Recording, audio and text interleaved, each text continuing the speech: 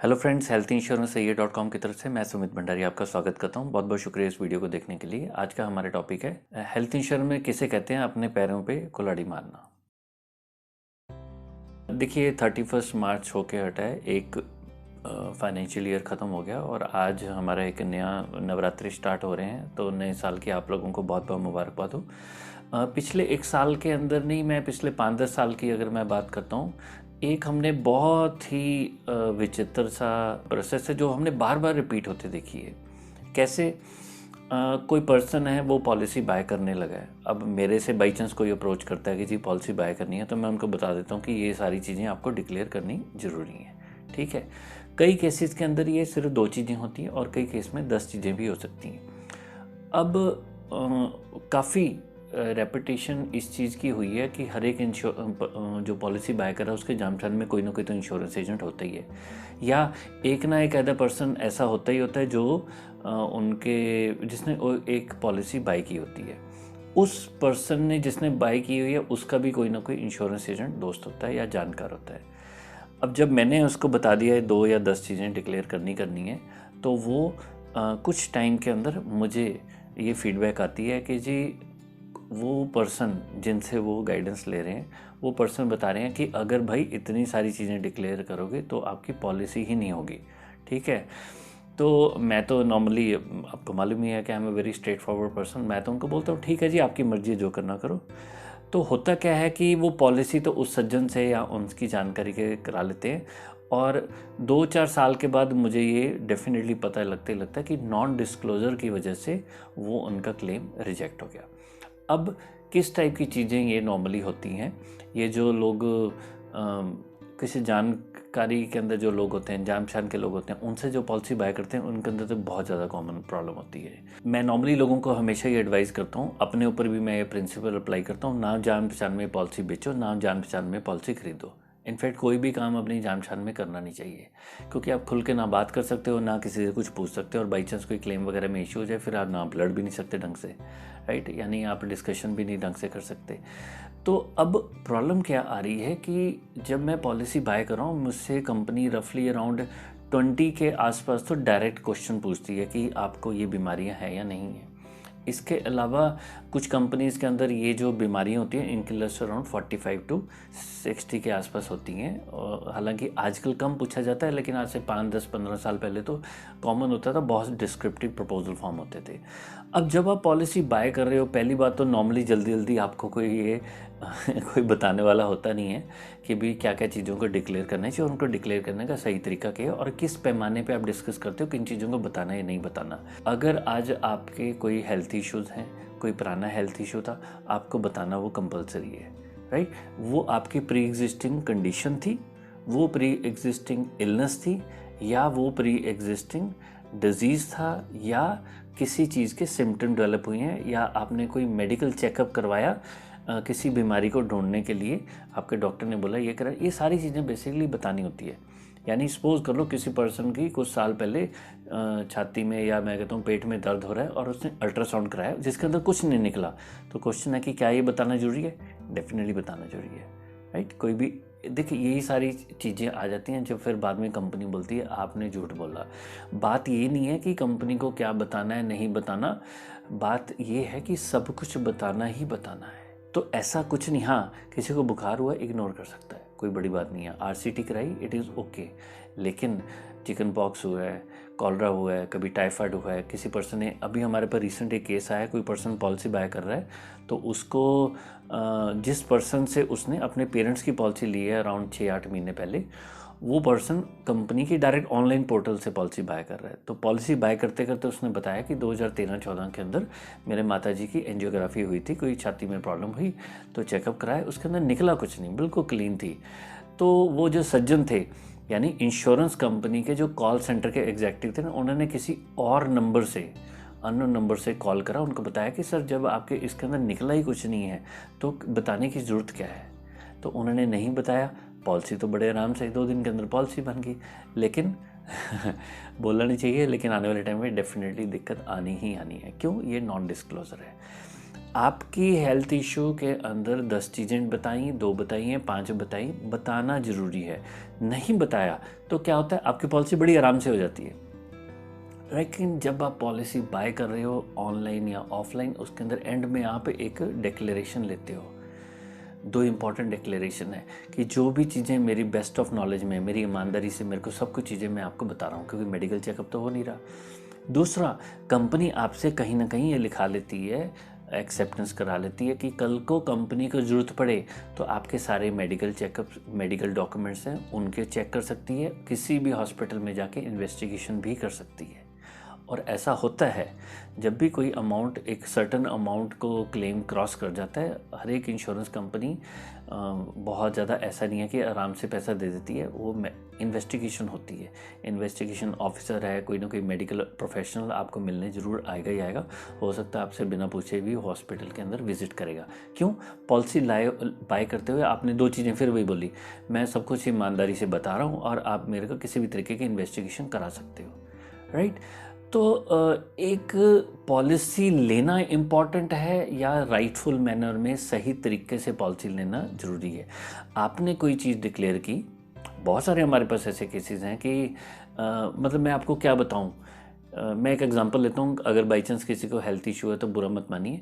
अगर किसी पर्सन को स्क्विंट है, यानी आंखों में भैंगापन है, तो आपको ये जानकर कि बहुत ज़्यादा मतलब हैरानी होगी कि इंडिया में 10 से 9 कंपनियां ऐसे केस में पॉलिसी देती ही नहीं है। Forget about ECG, forget about आपने कोई अल्ट्रासाउंड कराया, ये तो एक छोटे सा हेल्थ इशू है। इसके पीछे क्या रीज़न है हम उसके अंदर नहीं जाएंगे, बहुत बड़ी मेडिकल साइंस की बात हो जाती है। बट ऐसे छोटे से केस के अंदर भी हम पॉलिसी कर नहीं पाते हैं। ऐसा नहीं है कि सारी कंपनियां नहीं करती, बट कुछ कंपनियां ऐसे हो जाती हैं। तो ऐसी छोटी छोटी बातों के ऊपर कंपनी पॉलिसी देने से मना कर देती है। क्लेम रिजेक्शन तो है ही है। हमारे एक बहुत क्लोज कोई पर्सन, उनके रेफरेंस से कोई हमारे पास आया था, तो उनसे हमने एडवाइस किया था। उन्होंने पॉलिसी लेते हुए कई साल पहले उनको टीबी की प्रॉब्लम हुई थी, बताना भूल गए थे। अब 2-3 साल के बाद नेचुरली बताना तो पड़ेगा, कंपनी को बातचीत स्टार्ट की, उन्होंने उसको बताया और कंपनी ने पुरानी पॉलिसी को कैंसिल कर दिया। आप इस चीज़ की एक्सटेंट को अंडरस्टैंड ही नहीं कर सकते। मैं ये नहीं कहता हूँ कि हम लोग बहुत समझदार हैं, मुझे दुनिया जहान की नॉलेज है, मैं ऐसा कोई बात नहीं करता हूँ। बट देखिए, एक लाइन के अंदर तजर्बे की बात होती है। कुछ चीज़ों से हमें हमेशा बच के रहना चाहिए। तो सबसे इम्पॉर्टेंट चीज़, कौन सी कंपनी की पॉलिसी लें, कितना सम एश्योर्ड लें, कौन सा फीचर लें, ये सब चीज़ें मैं तो बोलता हूँ सेकेंडरी हैं। हमेशा आपके पास 3 चीज़ें होनी चाहिए। हमेशा एक छोटी सी पॉलिसी होनी ही चाहिए। अगर पैसे हैं तो बहुत बड़ी पॉलिसी आज ही ले लीजिए। दूसरी चीज़, अगर पॉसिबल है तो पॉलिसी को टर्म्स एंड कंडीशन वगैरह सब कुछ अच्छे से पढ़ के, उसकी प्रपोजल फॉर्म को डाउनलोड करके अच्छे से पढ़ के सारी चीज़ें प्रॉपर्ली डिक्लेयर करके राइटफुल मैनर में पॉलिसी बाय करिए। तीसरी चीज़, आपकी पॉलिसी में रूम रेंट की लिमिट नहीं होनी चाहिए। अगर बड़े शहर रह रहे हैं तो सिंगल प्राइवेट रूम एसी से गुजारा नहीं चलेगा, डिलक्स रूम भी लीजिए। और अगर छोटा शहर है तो सिंगल प्राइवेट रूम से काम चल जाएगा। 1% 2% की लिमिट के अंदर नहीं पड़ना चाहिए। ये 2-3 चीज़ें आपकी पॉलिसी में हो गया, बहुत हो गया। तो पिछले कुछ सालों के अंदर इंडिया की एक बहुत बड़ी कंपनी है जिसने 70-75 साल की उम्र तक भी बिना मेडिकल चेकअप के पॉलिसी अलाउ कर दी है। हुआ क्या, जो बीच में इंटरमीडिएरी आपका कंसल्टेंट है, एडवाइज़र है, एजेंट है, उसके लिए तो एक आसान हो गया, किसी की भी पॉलिसी करनी आसान होगी। दूसरा, बहुत सारे लोग हिंदुस्तान में ये नहीं जानते उनके हेल्थ इशू के अंदर, आज अगर किसी ने पॉलिसी ली और 3 महीने के बाद उसको हार्ट अटैक हो गया, अगर आपने अपनी ईसीजी, मेडिकल चेकअप वगैरह नहीं कराए और सामने कंपनी ने नहीं करवाई, बहुत बड़ा चांस है कंपनी आपको ब्लेम लगा दे कि जी आपने बताया नहीं है। तो इम्पॉर्टेंट इस चीज़ का ध्यान रखिए, अगर कंपनी मेडिकल चेकअप नहीं भी करवाती है, अपना हेल्थ चेकअप करा लीजिए। हर एक इंश्योरेंस प्रोफेशनल को, प्रोफेशनल की बात कर रहा हूँ, हर एक पर्सन की बात नहीं कर रहा हूँ, हर एक इंश्योरेंस प्रोफेशनल को नॉलेज होती है अगर कंपनी मेडिकल चेकअप नहीं करवा रही तो आप अपना कौन सा हेल्थ चेकअप करा के अपने ये 2-4 हज़ार रुपये का खर्चा स्टार्टिंग में कर दिया, आने वाले टाइम में लाखों करोड़ों रुपये की पॉलिसी आपने कैरी करनी है, उसके लिए 1000-2000 रुपये शुरू में लगा लीजिए। ठीक है, अपने इंश्योरेंस एजेंट से बार बार कहिए मैं तो मेडिकल चेकअप करा के पॉलिसी लूँगा, राइट। तो यंग एज है, 45 साल की उम्र से कम कंपनीज़ के अंदर मेडिकल चेकअप होता नहीं है, लेकिन 1-2 कंपनी ऐसी हैं जो बिना मेडिकल चेकअप के पॉलिसी देती नहीं, आपकी उम्र कुछ भी हो, राइट। तो कुछ कंपनियों में अगर बीपी और डायबिटीज़ होती है तो मेडिकल चेकअप होता ही होता है। बट ये पिछले 3-4 साल के अंदर थोड़ा सा हमारी इंडस्ट्री के अंदर बहुत ज़्यादा, मैं तो कहूँगा रॉन्ग प्रैक्टिस स्टार्ट हो गई है कि बिना मेडिकल चेकअप की पॉलिसी हो रही है। बट पॉलिसी तो हमें लेनी है, तो आपको थोड़ा सा अपना ध्यान रख के वहाँ पे चलिए। जो सबसे, मैं आपको छोटा सा एक हिंट देता हूँ। मेरे माता जी की पॉलिसी हुई थी कुछ टाइम के पहले, तो मैंने उसमें 2 चीज़ें सिंपल मेंशन की थी beside lot of health issues, कि उनका 2016 के अंदर एक छोटा सा मतलब टांग पे चोट लगी थी, तो उन्होंने एक छोटी सी नी की सर्जरी करवाई थी, मेनिस्कस टीयर होता है वो करवा लिया था उन्होंने। अब उसके बाद जब हमने उनको पॉलिसी दी, क्योंकि एज 70 के आसपास है, तो कंपनी ने ऑर्थो पर मतलब ऑर्थो के नाम के ऊपर रफली 6 के आसपास वेटिंग पीरियड्स लगाए, राइट।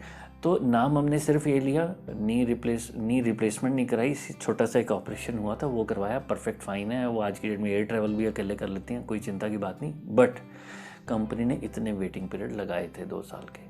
तो छोटी सी बात बताने पे कंपनी उसको इतना सीरियसली लेती है। जब भी आप कुछ चीज़ें नहीं डिक्लेयर करते, इसमें 3 लोग बहुत खुश होते हैं। आपको पहले टेम्परेरी खुशी मिल जाती है कि आराम से पॉलिसी होगी, आपका जो बीच में इंटरमीडियरी है उसको बहुत अच्छी बात हुई कि चल आराम से पॉलिसी होगी, 2 पैसे कमीशन बनेंगे। तीसरा, कंपनी तो सबसे ज़्यादा खुश होती है। क्यों?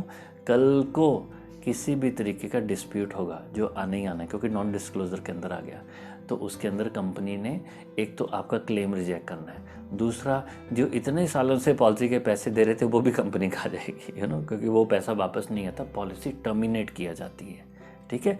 और जब उसके बाद आप कहीं और पॉलिसी बाय करने की कोशिश करोगे तो वहाँ पे प्रपोजल फॉर्म में पूछा जाता है कि आपका कभी कोई प्रपोजल कैंसिल तो नहीं हुआ, पॉलिसी रिजेक्ट तो नहीं हुई, कोई लोडिंग तो नहीं लगी, इतनी सारी चीज़ें पूछी जाती हैं, अगर आप ध्यान से देखें जाएंगे, ईमानदारी से पॉलिसी बाय करनी बहुत ही, जिसे कहते हैं, दुखदायी एक जर्नी है, बहुत फ्रस्ट्रेशन का काम है।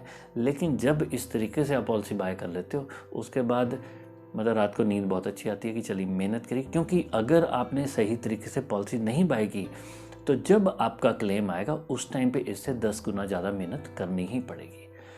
तो हमेशा एक चीज़ का ध्यान रखिए। मैं ऐसे बहुत सारे लोगों को जानता हूँ, मैं उनसे कई बार बोलता नहीं हूँ, लेकिन मुझे पता लग जाता है कि किस तरीके से वो पॉलिसी बाय कर रहे हैं और किसके कहने के ऊपर किसने कैसे एडवाइस की है। और जब कोई हमसे बात करना थोड़ा सा कम कर देता तो हमें पता लग जाता है कि वो किससे बात कर रहा है। तो मैं ये नहीं कह रहा हूँ कि हर एक पर्सन को मेरे से ही पॉलिसी बाय करनी चाहिए, हमसे ही कंसल्टेशन करनी चाहिए, ऐसा कुछ नहीं है।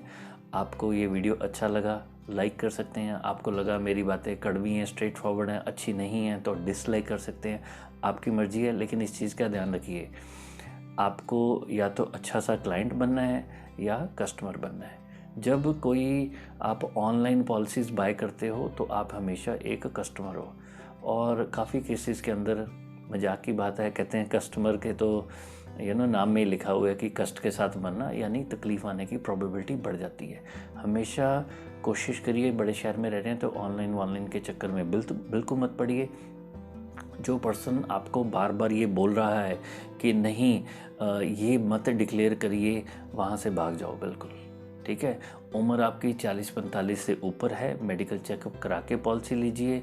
नहीं करवा रही कंपनी तो अपना करवा लीजिए, डिक्लेरेशन अच्छे तरीके से करिए, जहाँ मर्जी से लीजिए पॉलिसी, आपको एंड ऑफ द रिजल्ट तो एंड पॉलिसी तो सेम ही मिलने वाली है, लेकिन राइटफुल मैनर में बाय करिए। और अगर फिर मैं वही बात बोलता हूँ कि अपने पैर पे कुल्हाड़ी लोग कैसे मारते हैं, वो सामने से उनको कोई एडवाइस कर रहा होता है कि ये चीज़ें मत डिक्लेयर करिए, और उसकी बातों में आके वो डिक्लेयर करे बिना पॉलिसी ले लेते हैं।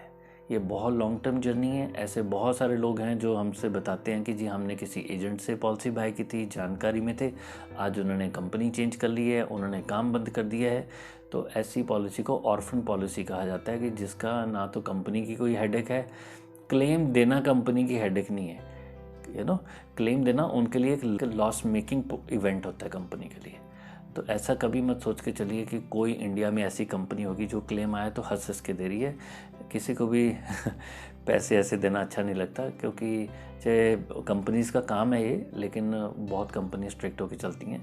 तो आप, मेरी रिक्वेस्ट यही होगी, एक नया फाइनेंशियल ईयर स्टार्ट हुआ है, अपनी पॉलिसीज़ को रिव्यू करिए, मैं तो कहता हूँ 4 साल पहले आपने गलत तरीके से पॉलिसी बाय करी, आज आप कंपनी को बता के आपकी कंपनी ने पॉलिसी कैंसिल कर दी। मैं ठीक है, आपका नुकसान हुआ है क्योंकि शुरू में आपको गाइडेंस सही नहीं मिली या आपसे गलती होगी जाने अनजाने में के अंदर। अब लेकिन क्योंकि बहुत लंबी ज़िंदगी है तो उसके अंदर उस गलत डिसीज़न के साथ कैरी ऑन मत करिए। गलत पॉलिसी को बंद करके बिल्कुल चाहे नई पॉलिसी ले लीजिए या कहीं पे कुछ उसका अपनी कंपनी से बात करके कोई रेजोल्यूशन निकालिए। सही तरीके से पॉलिसी बाय करना ही एक राइट मैनर है।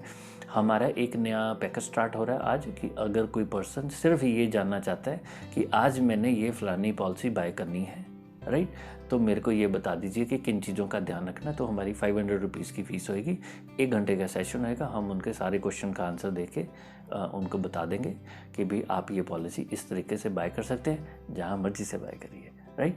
चलिए, आपने इस वीडियो को देखने के लिए टाइम निकाला, बहुत बहुत शुक्रिया। Thank you very much. Vande Mataram.